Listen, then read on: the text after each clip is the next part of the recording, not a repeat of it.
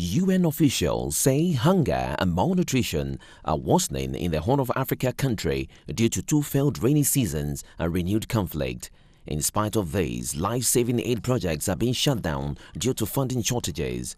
Only $15 million has been received in the UN Children's Fund UNICEF $150 million appeal to donor states to provide vital health services to more than 3 million women and children in Somalia this year. Agencies have warned that several Somali children under 5 are already at death's door.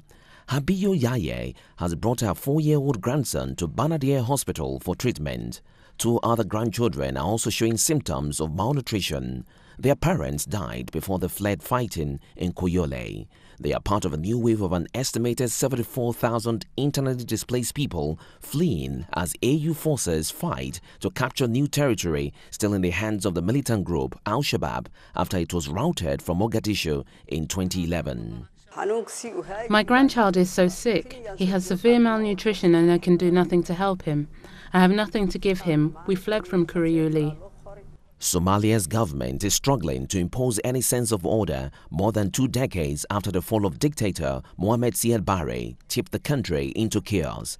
Agencies have been providing the majority of health services, including medicines, vaccinations, staff salaries and fuel to run hospital generators, especially in central and southern Somalia, as local hospitals struggle to cope.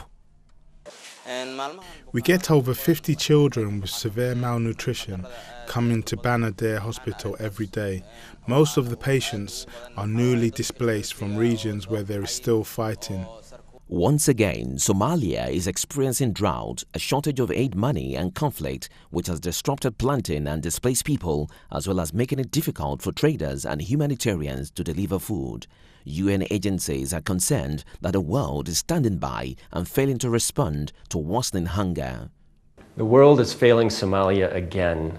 The situation now is very much a deja vu going back to 2011. In the months leading up to the famine back then, the conditions are very similar now in Somalia as they were back then. You have drought, there's not enough food, there's 50,000 children at death's door from malnutrition, and there is not enough funding from the international community to respond to Somalia's humanitarian needs. And the crisis is going to get worse in the coming 3 months. In July 2011, the United Nations declared a famine in Somalia, which killed 260,000 people, mostly children. The famine was caused by 2 failed harvests, conflict, and a ban on agencies delivering food aid in territory held by the Islamist militant group Al-Shabaab.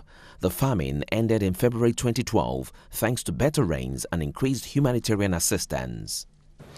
Right now there is a big funding gap for Somalia's humanitarian needs. There's a gap of $60 million. Of that, $6.4 million is needed in the next 3 months for nutrition, for malnutrition programs, for example.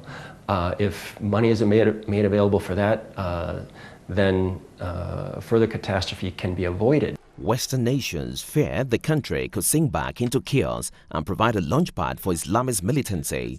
The capital, Mogadishu, has been hit by a series of Caesar bomb attacks in the past few months.